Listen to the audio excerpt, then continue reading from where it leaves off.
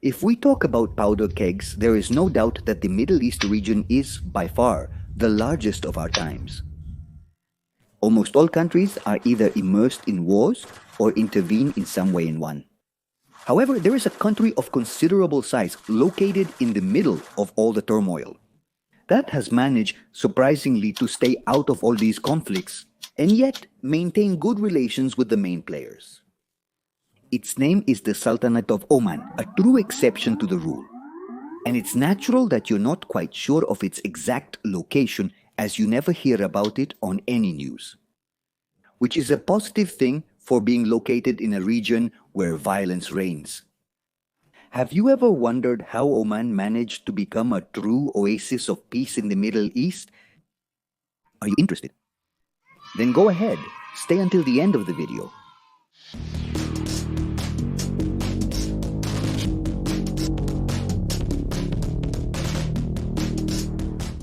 First, let's locate Oman on the map.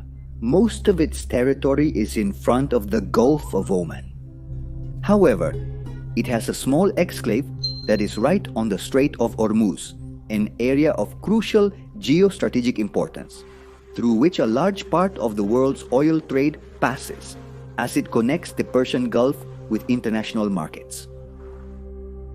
For this reason, Iran's threats to close the Strait of Hormuz are so prominent, as this would be fatal for the global economy. Oman is situated between Iran and the other great power of Islam, Saudi Arabia.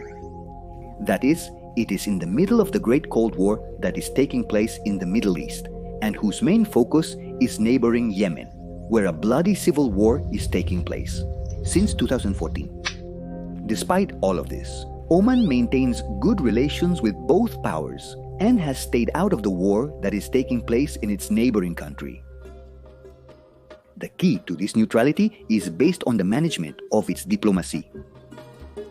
Oman has avoided taking sides and has even acted as a mediator in regional conflicts. For example, it has refrained from participating in sanctions against Iran, encouraged by the United States.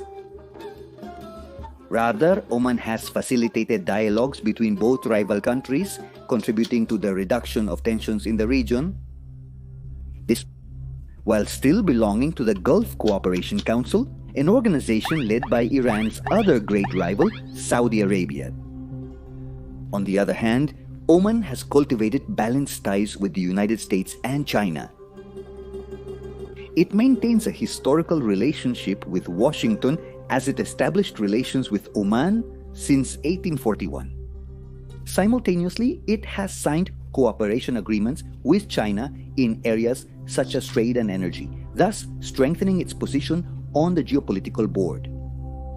As for the conflicts in the region, unlike its neighbors, like the United Arab Emirates or Qatar, Oman avoids getting involved in military coalitions and does not support direct interventions in wars in other countries. In the Yemen war, Oman acted as a mediator. In June of 2021, an Omani mission visited Sana'a to persuade the Jews to accept a ceasefire. In April of 2003, Omani mediators met again with the Houthi, and these efforts have been recognized by the UN. So, thanks to the management of its diplomatic relations, Oman has managed to maintain its neutrality. But what about the internal stability that countries like Syria, Iraq, Iran, Yemen, or Lebanon lack? This condition of Oman is due to a combination of authoritarian but effective governance, solid institutions, and a strategic distribution of oil benefits.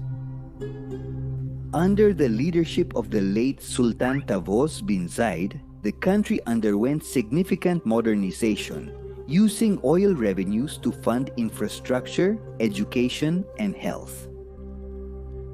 For this reason, the country has a very high development index. Another key factor is the influence of the invaded Islam practiced by the majority of Omanis.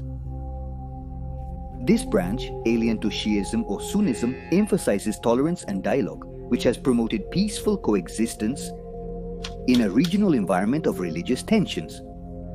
Unlike its neighbor Yemen, where disputes between Sunnis and Shiites have been one of the causes of its misfortune. And of course, the Ibadi also influences internal religious tolerance. Finally, we return to talk about the geostrategic position of Oman, which gives it direct access to the Strait of Hormuz, which gives it significant influence in geopolitical dynamics. Approximately 20% of the world's oil passes through this strait, which is equivalent to about 17 million barrels per day, and 80% of crude oil exports from the Middle East. More than 70% of the oil that passes through the strait is headed to heavyweight Asian economies such as China, India, Japan, and South Korea. At its narrowest point, the strait is only 39 kilometers wide with 2 navigation channels 3 kilometers wide each, which makes it extremely vulnerable to disruptions. And Iran knows this very well. For this reason, in tense situations, like during the attacks on oil tankers in 2019 and 2021 attributed to Iran, oil prices have experienced immediate spikes. It is said that a temporary closure of the Strait of Hormuz could cause an increase of more than 50% in oil prices, which would be catastrophic for inflation and global economic growth. For this reason, Oman is a key player in global oil trade and has used this advantage to negotiate with all interested powers instead of sending threats like Iran. Thus, Oman can continue to maintain its policy of non-alignment and non-intervention. On the other hand, its position away from the epicenter of conflicts in the Mediterranean Levant also helps it to stay out of them. So, as you can see, Oman is a true oasis of peace and stability in the Middle East due to a combination of factors: internal stability, diplomatic neutrality, willingness to act as a mediator, and balance in its relationships. These are things it achieves, in part thanks to its strategic geographical position, so even in the most violent region, there is a hint of peace. What other reason do you think influences the neutrality of Oman? Don't forget to leave your comment and subscribe to the channel. Also, I leave you in the description my social networks. And in case you want to see the new videos in pre-release and have a greater interaction with me, your donations on Patreon, Una Manitonet, or channel members are welcome. Until next time.